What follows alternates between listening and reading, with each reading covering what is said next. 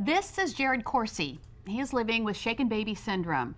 But he's no longer a baby. He's a 14-year-old boy whose life was forever changed by a single moment.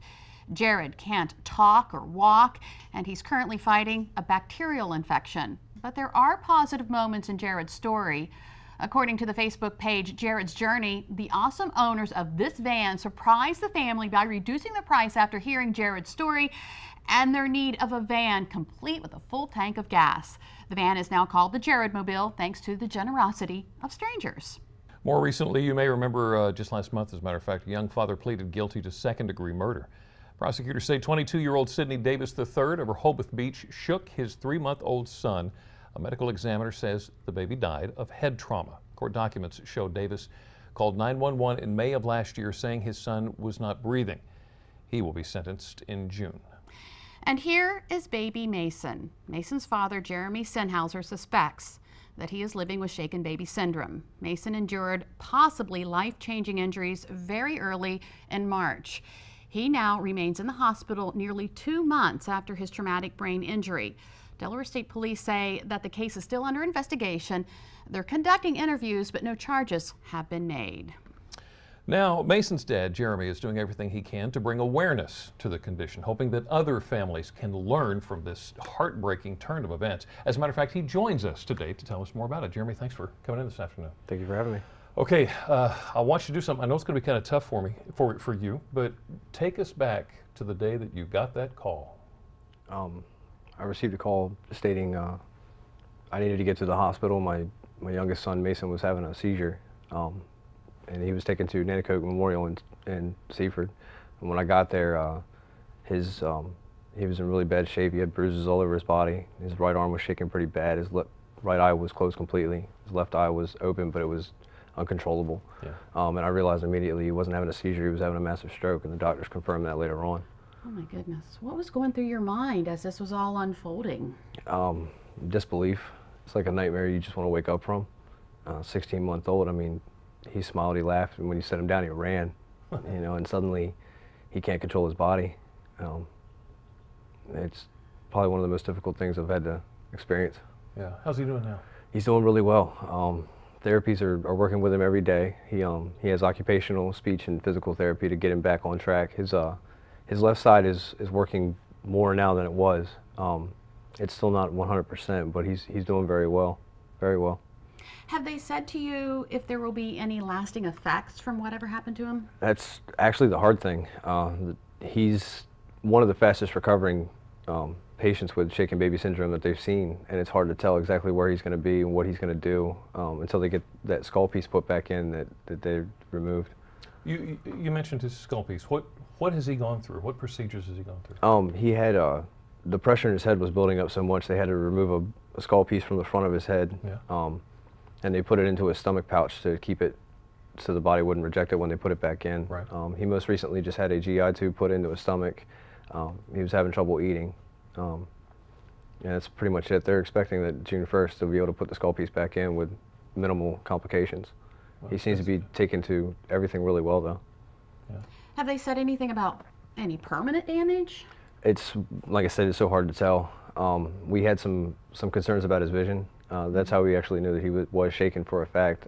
They did an eye test and it confirmed he was shaken violently. But he seems to be seeing fine. He seems to be acting really well. Other than the scar on his head and a little bit of more than usual chunkiness to him, mm-hmm. You really couldn't tell. He acts just like a kid that fell and bumped his head. So Mason's got an older brother. Yes. How's he doing with this? Surprisingly well. He's 4. Okay. He's 4. He now understands that Mason's didn't just bump his head, that it is a severe thing and that he wasn't just coming home. But he's actually managing really well. He's still keeping up in school. Yeah. You know, everybody that's around him, he's still one of the most polite kids you'll ever meet. Opens the door for you, says thank you, please. Yeah. And they're expecting Mason to come home by the end of summer? Yes, that's the hope anyway. They're going to wait till June 1st to put the skull piece back in and see how he handles it. He's going to have a couple months of that GI tube and see how it goes. But the hope is that, my fatherly hope is that I'm going to walk my son out of the hospital by the end of summer. Jeremy, if you could boil everything down to one message to parents, what would you say? Kids are frustrating. they give you headaches. You know, I mean, they'll definitely push your buttons. It's their job, but it's our job to overcome that. That's what determines a good parent. They make you mad, walk away, pick up the phone, call a friend. You know, there's a lot of people don't realize, and I didn't realize this until it hit so close to home. And at the hospital, talking to the nurses, that most people don't realize. You know, yeah, you may shake a child and it'll get them to stop crying for a couple minutes, but you've done permanent damage the rest of their life. Bad things can happen. And this case still is under investigation. We want to remind you of that, and so we don't want to get into the specifics of that, but we really do hope that you get to walk him out of the hospital by the end of the summer, Jeremy. Thank you so much for coming on the show. For all your viewers out there, I just want to say thank you for your prayers. Keep them coming. Keep them coming.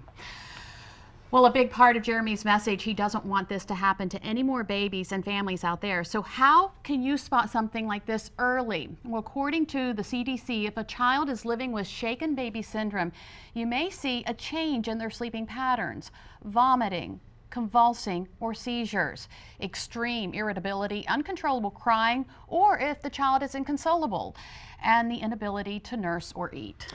In the more severe cases of SBS, babies may experience unresponsiveness, loss of consciousness, breathing problems like irregular breathing, or not being able to breathe at all, or no pulse. And what exactly is the condition shaken baby syndrome, and what movements can cause it? According to the National Center on Shaken Baby Syndrome, it's estimated that there are 16 to 33 cases of the condition per 100,000 children in their first 2 years of life. 61% of the victims are boys. 18 to 25% of the time, the children die. Of those who live, 1/3 of the children are severely disabled, 1/3 are moderately disabled, and 1/3 have no or mild symptoms. 82% experience retinal hemorrhages. So, what exactly is shaken baby syndrome? Well, according to the National Center on Shaken Baby Syndrome, the brain rotates within the skull cavity, injuring or destroying brain tissue. When shaking occurs, blood vessels feeding the brain can be torn, leading to bleeding around the brain. Blood pools within the skull, sometimes creating more pressure within the skull, possibly causing additional brain damage. Here are some of the signs of shaken baby syndrome. In severe cases, the child usually becomes immediately unconscious, suffers rapidly escalating life-threatening central nervous system dysfunction, and their heart stops. But in other cases, the most common symptoms can include lethargy or decreased muscle tone, extreme irritability. They can show grab-type bruises on their arms or their chest, but that can be rare. They may have decreased appetite, poor feeding, or vomiting for no apparent reason. A child may not smile or vocalize. They may experience poor sucking or swallowing, rigidity or posturing, difficulty breathing, just to name a few. Long-term consequences of shaken baby syndrome: learning, physical, visual, and speech disabilities, hearing impairment, cerebral palsy, and maybe even seizures. And if you suspect any injuries, seek medical attention immediately.